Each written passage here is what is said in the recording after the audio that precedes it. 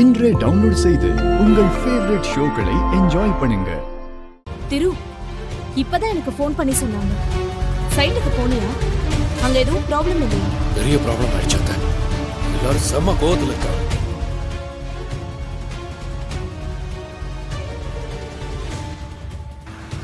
ஐயா, நான் தப்பு பண்ணல, வேற யாரோ பண்ணிட்டாங்கன்னு கெஞ்சினேன். அப்பவும் அவங்க எல்லாரும் போலீஸ் கம்ப்ளைண்ட் கொடுக்க போறதா சொல்லிட்டு இருந்தாங்க.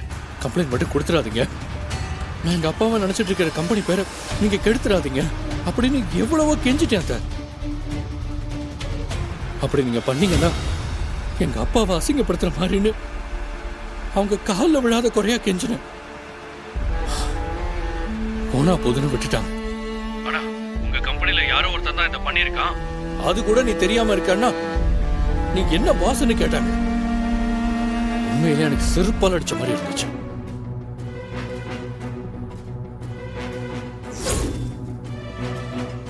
எமோஷனல் ஆகாத திரு, ப்ளீஸ் கண்ட்ரோல் யுவர் செல்ஃப். இல்ல, அவங்க சொன்னது சரிதான்.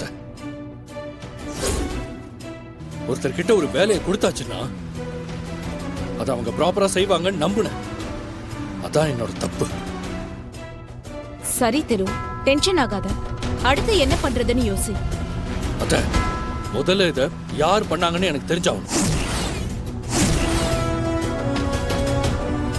சிமெண்ட்டை காமிச்சு சாம்பல் மாதிரி இருக்குன்னு கேட்டாங்கல்ல, ரொம்ப அசிங்கமா போச்சு எனக்கு. அத 10 நிமிஷம் தான் டைம் உங்களுக்கு. நான் ஆபீஸ்க்கு தான் வந்துட்டு இருக்கேன். அதுக்குள்ள இந்த ப்ராஜெக்டை யார் பாத்துக்கிறா, இதை யார் பண்றதுன்னு எல்லா டீடைல்ஸும் எனக்கு தெரிஞ்சாகணும். சரி, நான் இப்பவே செக் பண்றேன். பட் நீ டென்ஷன் ஆகாம இரு. திரு,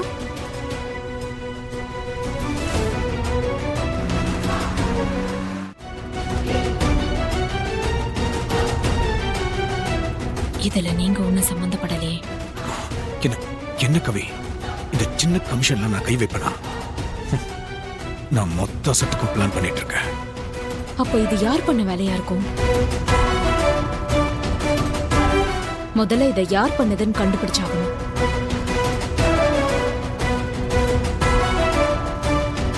பாரதி மேடம், அந்த OMR ப்ராப்பர்ட்டிஸோட ஃபைல்ஸ் எடுத்துட்டு வாங்க. சரிங்க மேடம்.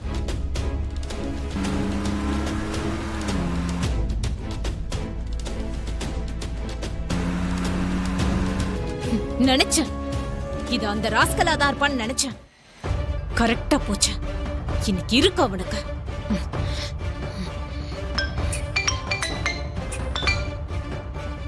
யாரும் தெரிஞ்சதாத்த? நான் தான் உன்கிட்ட வேண்டாம் வேண்டாம்னு சொன்னேன் திரு, நீ கேட்டியா? அந்த ஆள் ஒரு வைரஸ். அவனை ஆபீஸ்ல சேர்த்தா ஆபீஸையே அழிச்சிருவான்னு எத்தனை தடவை சொன்னேன். பாரு இப்ப என்ன பண்ணி வச்சிருக்கான்னு. அந்த ராஸ்கல் உன்னை எல்லா காலையும் விழுற மாதிரி பண்ணி வச்சிட்டான் பாத்தியா? முதல்ல அவன் யாருன்னு சொல்லுங்க. சில்லற காசுக்கு ஆசைப்பட்டு சிமெண்ட்ல கலப்படம் பண்ணி இப்ப உன்னை இந்த இடத்துல நிப்பாட்டி இருக்கிறத வேற யாரும் இல்ல, காவேரியோட புருஷன் தினேஷ்.